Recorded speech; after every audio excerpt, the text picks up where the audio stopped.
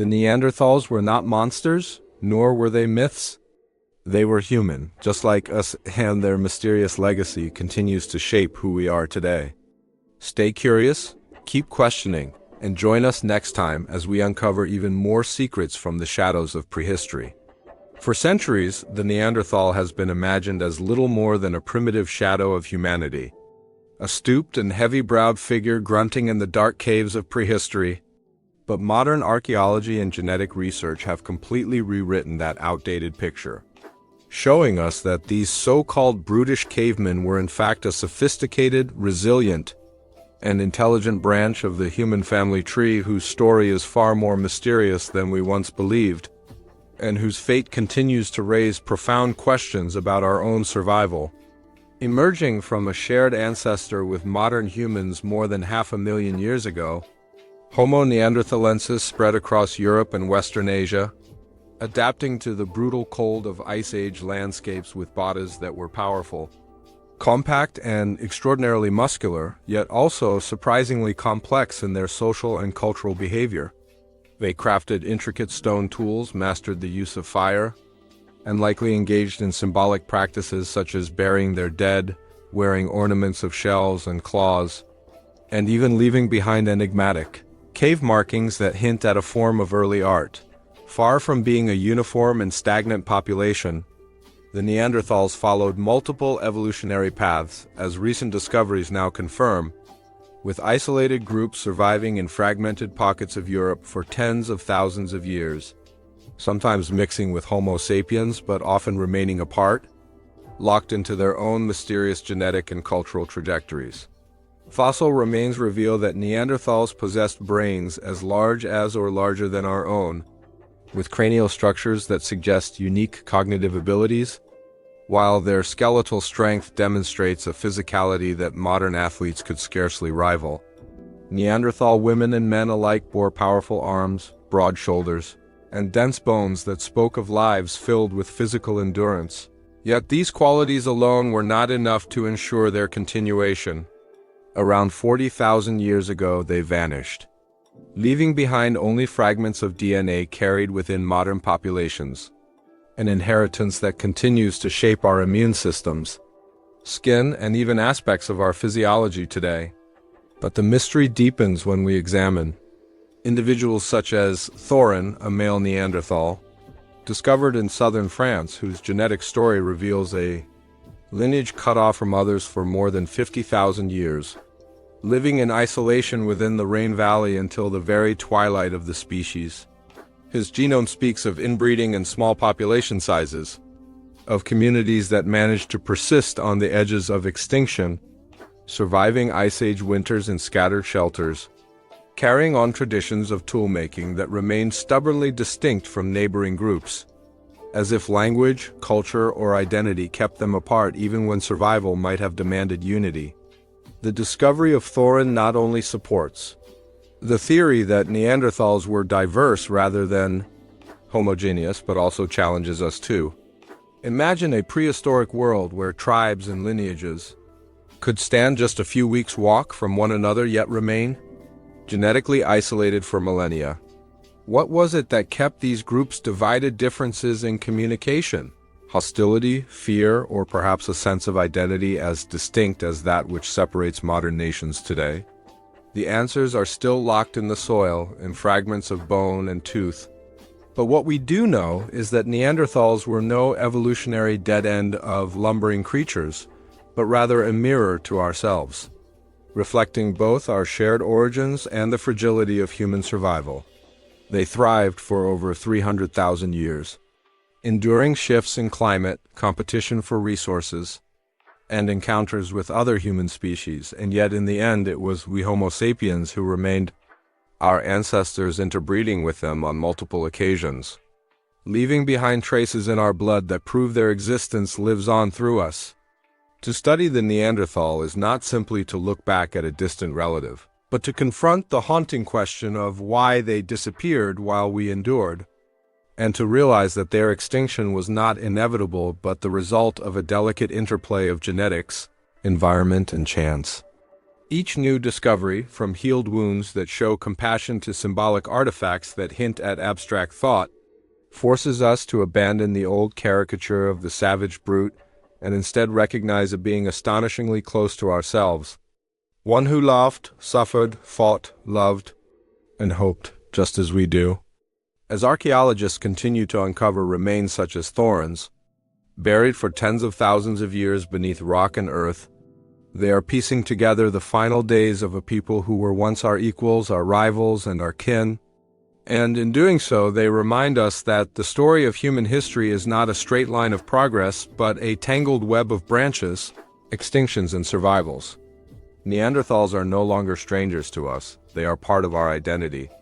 A lost chapter of humanity whose echoes still resonate in our bodies and whose mysteries continue to challenge the way we see ourselves in the great unfolding epic of evolution. When we push deeper into the world of the Neanderthals, we find that their story is far from one-dimensional, because instead of being a single population moving across Europe like a gray, indistinguishable wave of early humans, they were divided into lineages, tribes, and groups with unique adaptations, cultures, and even genetic legacies that set them apart.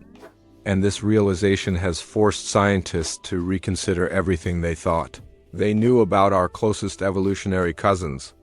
For recent research reveals that while some Neanderthal groups lived in contact with Homo sapiens and exchanged genes, others remained isolated for tens of thousands of years, creating pockets of distinct ancestry that lingered in places like southern France, Gibraltar, and the Mediterranean coast, sometimes persisting right until the last days of their existence. One of the most intriguing aspects of this discovery is that Neanderthals, once considered a uniform species, were actually as diverse as modern humans, with differences not only in skull shape and body size, but also in cultural habits such as tool-making, settlement choices, and possibly even language. And this raises haunting questions about whether different Neanderthal tribes viewed one another as allies, enemies, or simply as strangers, much as modern human societies often do. Archaeological evidence from caves like El Sidren in Spain and Shanidar in Iraq paints a picture of Neanderthals who lived in small family groups, hunted dangerous megafauna such as mammoths and woolly rhinoceroses, gathered plants and seafood, and even cared for their sick and elderly.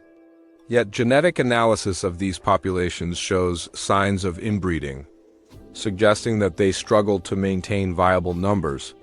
Their communities often too small to resist decline when famine, disease, or conflict struck.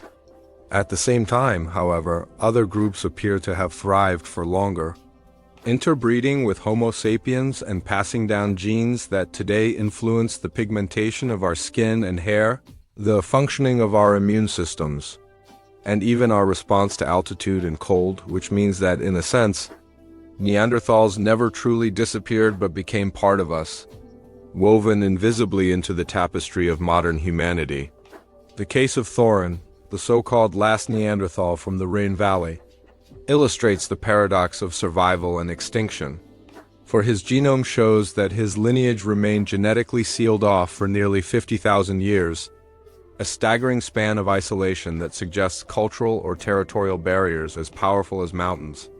And when his DNA was compared with that of earlier Neanderthals, it appeared more closely aligned with populations from over 100,000 years ago, rather than those that lived alongside Homo sapiens in later millennia, a revelation that challenges the simple idea of steady progress and replacement, and instead forces us to imagine a world where multiple human species coexisted, mingling in some places while avoiding each other in others. Why did these isolated groups not mix when survival might have depended on it? Were there linguistic barriers, cultural taboos, or deep-rooted hostilities that kept them apart?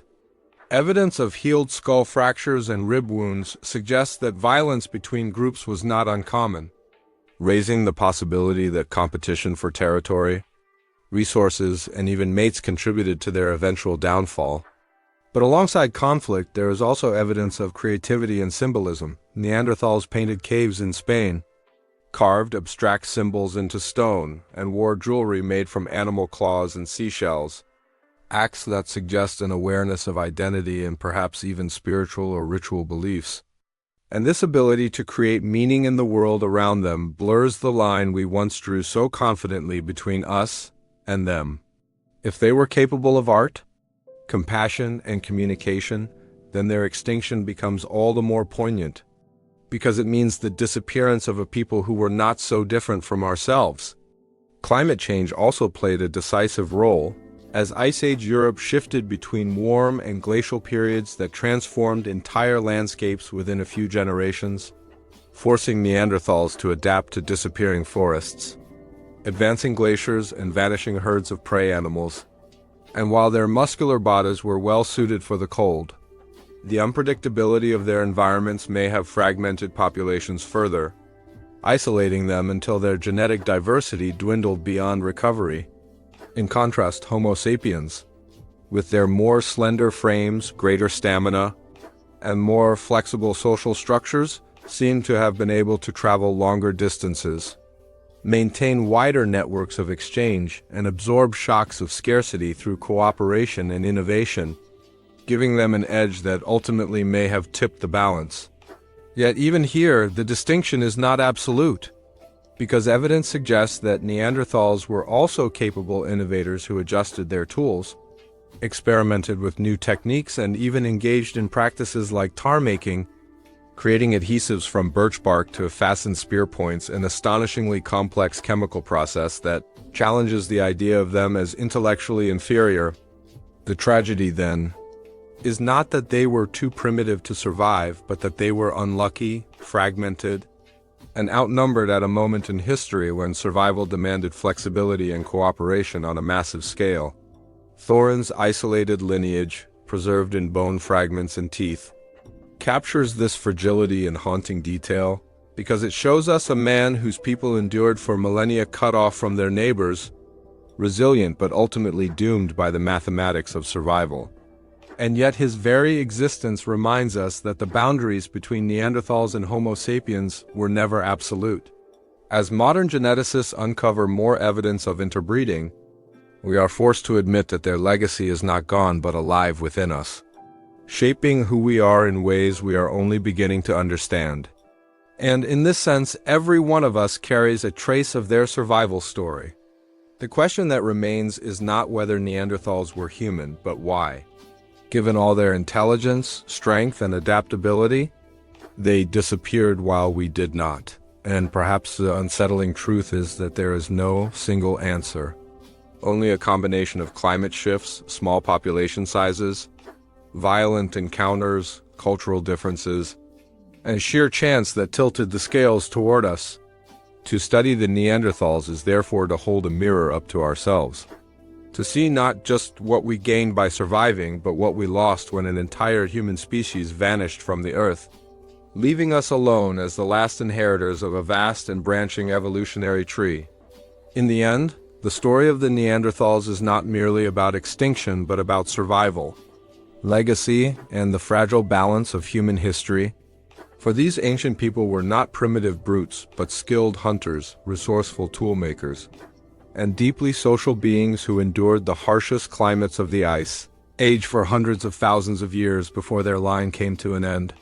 Their skeletons reveal compassion in the way they cared for the weak and injured, their tools show ingenuity, and their ornaments and cave markings reflect a symbolic mind that was capable of art, ritual, and perhaps even a sense of the spiritual.